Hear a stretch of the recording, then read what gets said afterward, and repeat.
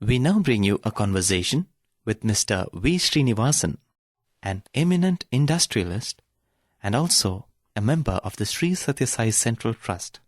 Above all, he is a long-standing devotee of Bhagwan Baba and also the All India President of the Sri Sathya Sai Seva organizations. In conversation with him is Professor G. Venkatraman. It was in Prashanthi Nilayam many years back, and Bhagwan was going through the interview line, and he came across a lady who was sitting with a fairly grown-up child, and she was sobbing inconsolably. Mm-hmm. And it turned out that child was not able to walk. Mm-hmm. How old was the child? I think the child must have been between 10 years or 10 so. years old. And I was standing a little distance away from Bhagwan.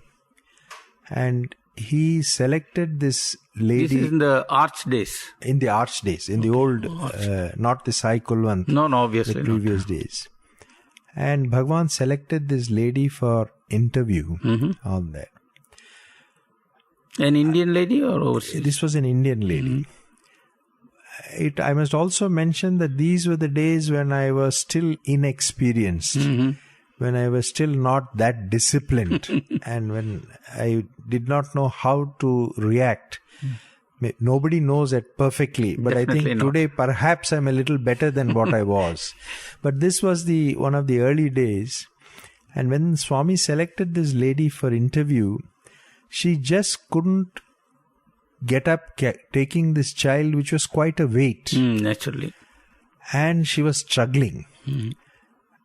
I, like a very, as they say, person who thinks a lot, I just thought I'll rush forward to help. And I could see Swami getting visibly angry.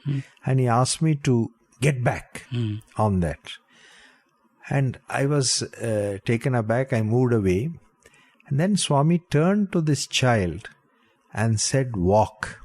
And lo and behold, this child walked, though not in a very perfect fashion, but a child which was on its mother's lap, not a child, a fairly grown-up kid, walked to the interview room after having been unable to do so for God knows how many years. This was before the interview. This is before the interview. So the whole gathering burst into loud applause. Naturally. And tears came from my eyes. And this is an experience which stands vividly even today in front of my eyes. And this, I would say, is something I always value, because it shows that Bhagwan at any time can do anything. The sankalpa which he has, he chooses sometime not to do it instantly. He chooses his own timetable. But if he wishes, he can do anything at any time. And perhaps this was one such occasion, that he didn't even wait for the regular interview. He didn't wait for Vibhuti to be materialized or anything. He just commanded that child. And he spoke in English. He said, "Walk."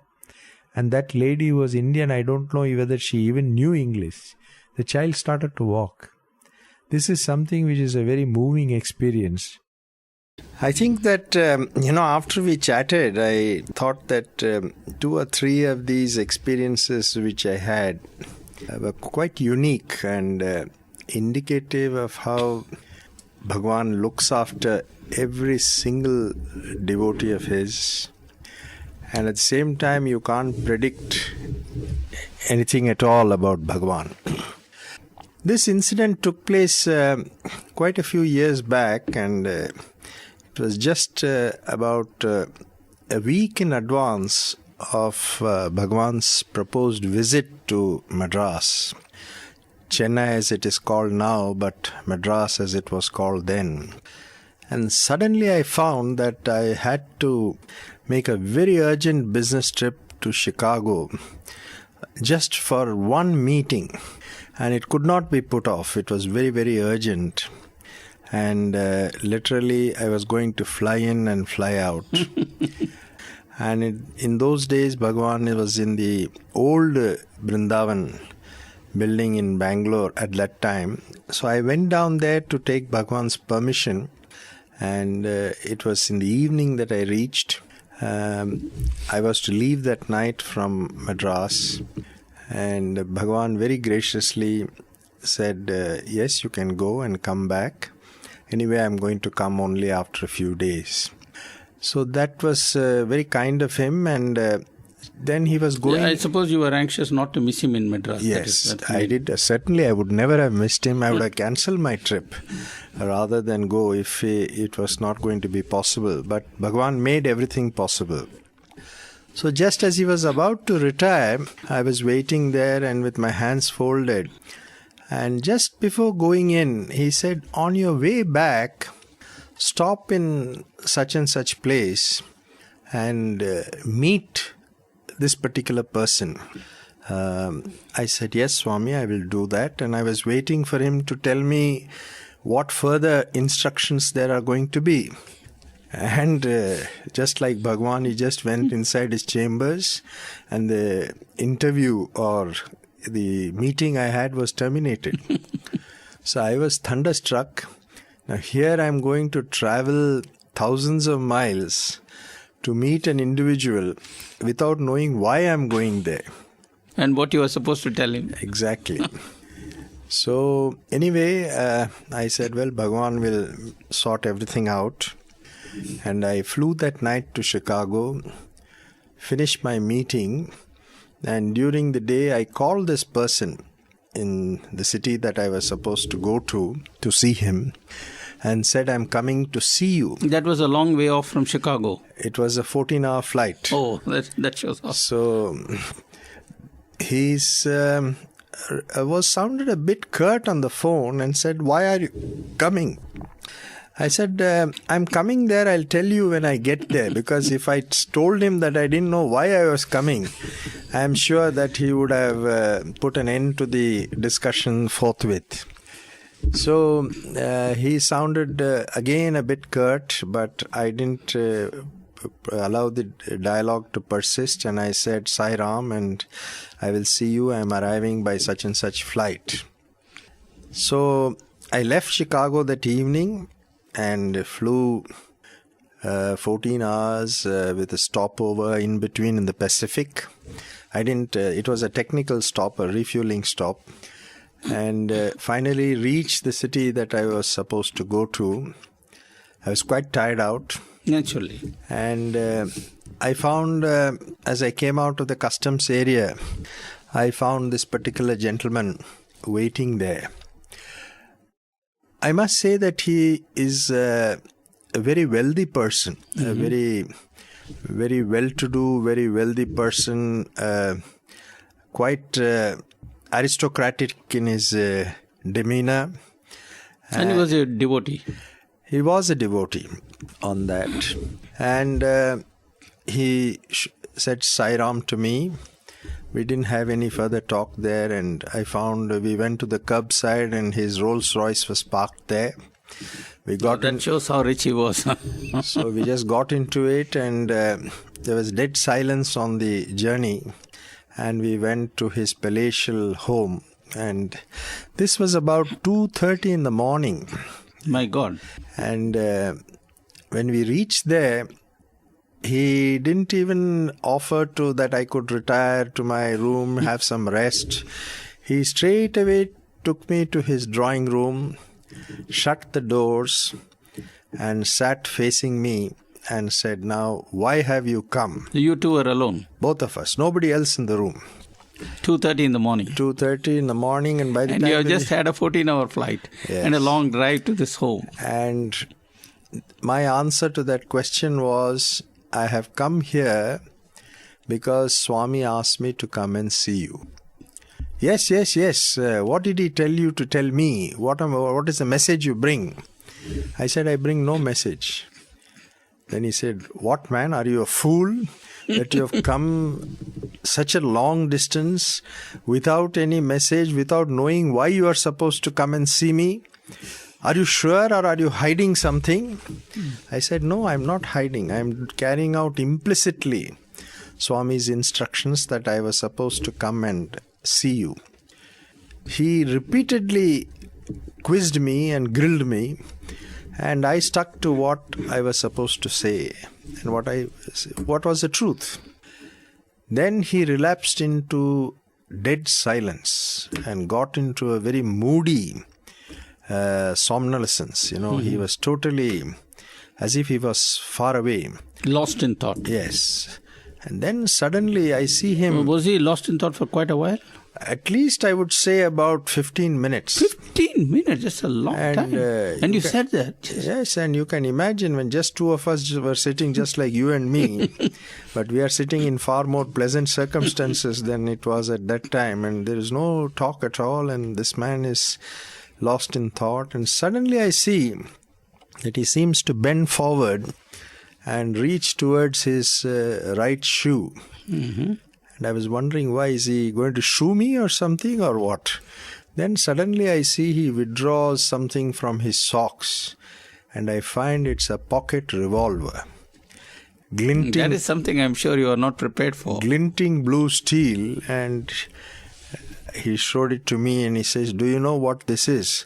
I said, "I know exactly what it is. Please don't point it at me." And mentally I started, perhaps my last moment has arrived. And I kept on repeating in my heart, "Sai Ram, Sai Ram, Sai Ram," because I didn't know where I was and what I had got into. He said, "This is a fully loaded revolver. And just tonight, I want to tell you, I was going to shoot myself." Oh my God. And then he began like a flood, like a dam which is overflowing. He started to recite his stories, how he had got himself into enormous debts in his business, and he was finding it very difficult to repay them. And he had decided to take the so-called easy way out. And then he himself said, "Bhagavan knew what I was going to do, and that's why he has asked you to come and see me." And we kept chatting for quite some time. And I had a return flight to Chennai that day around early afternoon. So I just had time to have a little wash and have a very, very light breakfast in his house and rush to the airport.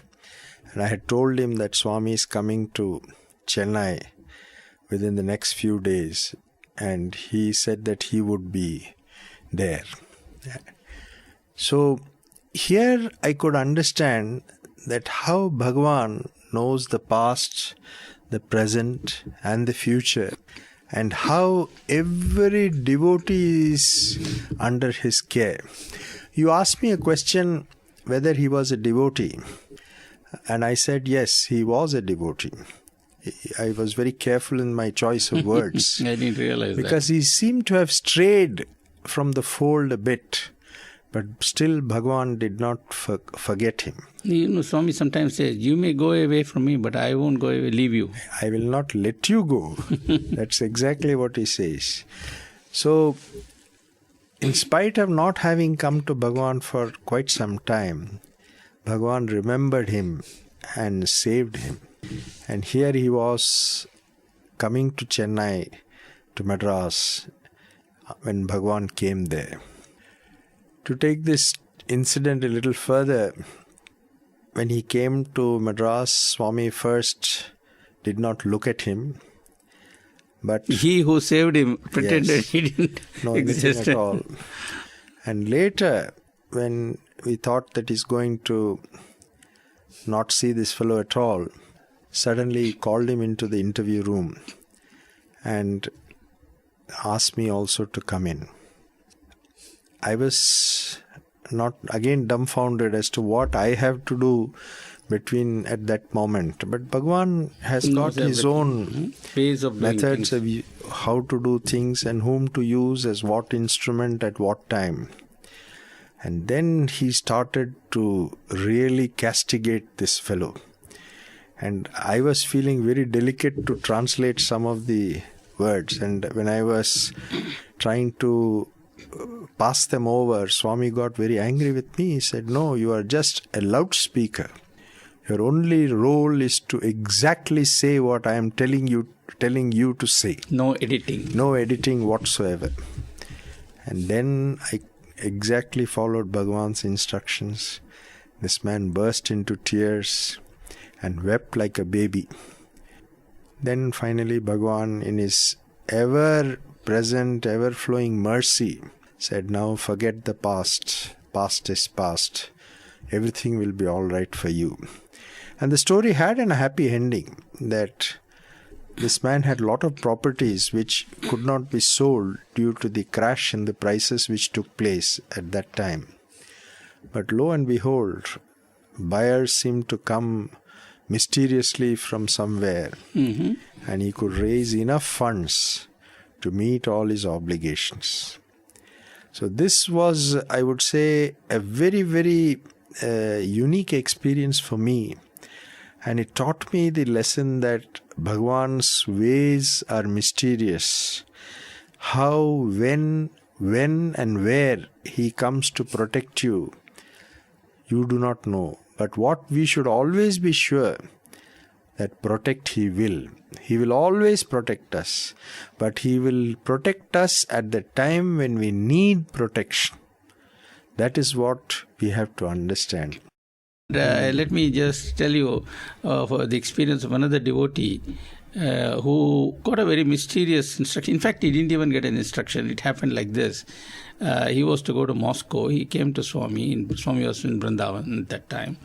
And he took leave and went. And as he got into his car to drive home, the Sevadal came and said, "Stop, sir, stop, sir." He was carrying a big box. And he said, "Swami has asked this to be given to you." So he opened the dicky and the box was put there. He didn't know what was in that. And he drove off. Then when he went home, he was curious. No instructions. A big box had been placed. And what was he supposed to do? He was to leave for Moscow in a few hours. He opened it and found it was full of sweets. He put all the sweets in another suitcase. And on some hunch took it to Moscow. And in Moscow, he ended up at the Sai Center. And the first question they asked him was, "Has Baba sent sweets?" He didn't know he was supposed to carry. Nobody told him. But he was instinctively led to carry. And he asked them, "What do you mean Baba sent sweets? Why should Baba send you sweets?" They said, "Sir, we are arranging sweets distribution to an orphanage here. And we pray to Swami, Swami, we are giving sweets, but it would be very nice if you can send some sweets." And he has sent it. So sometimes these things happen. And even the smallest prayer never escapes Bhagavan's personal attention. And how he used him as an instrument, just he didn't know what it was. So coming to the second incident, it's a little bit more pleasant and not so suspense bound as such. And this took place in New York when I was visiting my sister who used to live in Manhattan. And again, this is quite some time back. And I was just spending a night with her, and I had to, in those days, the Kennedy Airport used to be called Idlewild. Oh yes, if you remember. It was quite long ago, I remember that. Yes, both of us are contemporaries, so we can recall these quite well, and both of us recognize the terminologies which many of the young people today will not know.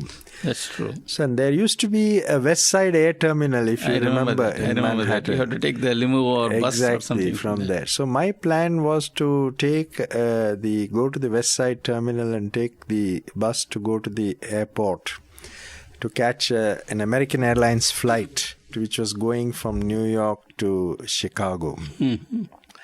And I had planned to leave the flat where my sister was staying at about 7:30. Exactly at 7 o'clock, a Sai devotee who is now staying at Prasanthi Nilayam actually, and who was very well connected with the Sai activities in New York, called me. And we started talking. And we talked and talked and talked and talked, and time just flew by. And I found that it was almost 8 o'clock. My God. So I said, boy, I'm really going to miss this flight. There's no chance I'm going to get there in time. So I rushed out of the apartment and went to the lift and pressed the down button. You know, in America in those days, even though before the days of microprocessors, their logic control system was pretty good, that if you pressed down and the lift indicated down, that means it was going down. The elevator was going down. So the elevator came, it was signaling down. I got into the elevator and pressed the L for lobby. And lo and behold, I find the elevators going up. I said, today seems to be a day of troubles for me. Now I'm going to be stuck in the elevator. So this went up about 5 floors. And the door opened, and I see 2 people in airline uniforms who came into the elevator. And Americans, you know, they're usually a friendly, gregarious lot. And the guy saw my suitcase and said, "Look, buddy, you seem to be traveling somewhere." I said, "Well, I wanted to travel, and I'm not sure whether I'm going to be able to travel because I think I'm going to miss this flight." So he asked me, "Which flight is that?" I said, "It's the American Airlines flight number so-and-so to Chicago." He says, "You don't have to worry. We are the pilots of that flight." So literally, you went with the Sarathi.